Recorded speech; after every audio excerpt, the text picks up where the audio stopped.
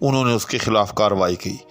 اس کے خلاف کارروائی نہیں ہونی چاہیے، کارروائی بھی اتنی تاخیر اچھی نہیں۔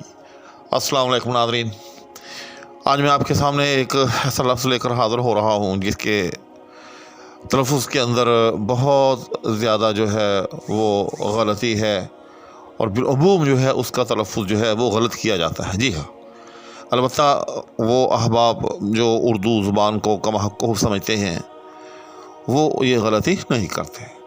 تو آج میں آپ کے سامنے لفظ کارروائی، جی ہاں، جو بہت ہی عام ہے، بہت زیادہ بولا جاتا ہے ہمارے معاشرے میں اور باہم گفتگو میں، اس کا صحیح تلفظ جو ہے وہ لے کر حاضر ہو رہا ہوں۔ ویڈیو کی طرف باضابطہ طور پر بڑھنے سے پہلے آپ سے ہمیشہ کی طرح التماس کہ اگر کوئی صاحب میرے چینل پر نئے ہیں تو وہ براہ مہربانی چینل کو سبسکرائب بھی کر دیں، ساتھ میں موجود بیل آئیکن کو بھی پریس کر لیں۔ شکریہ۔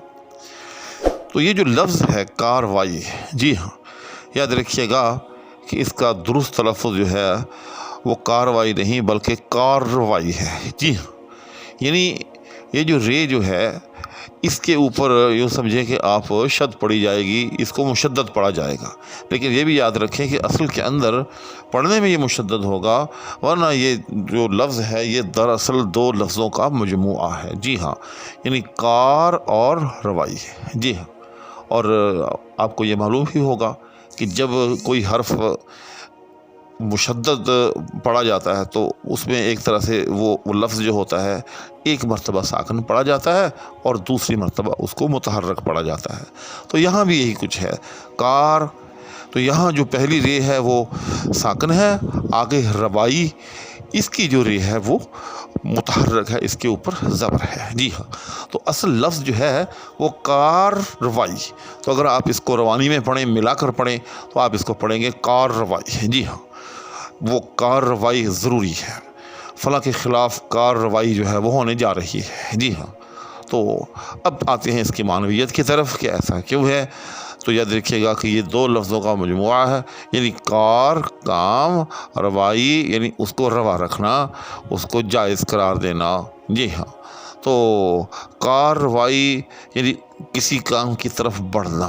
جی ہاں، یعنی کوئی صاحب جو ہیں کسی کام کو، یا کوئی ایجنسی ہے، کوئی ادارہ ہے، جی ہاں، وہ کسی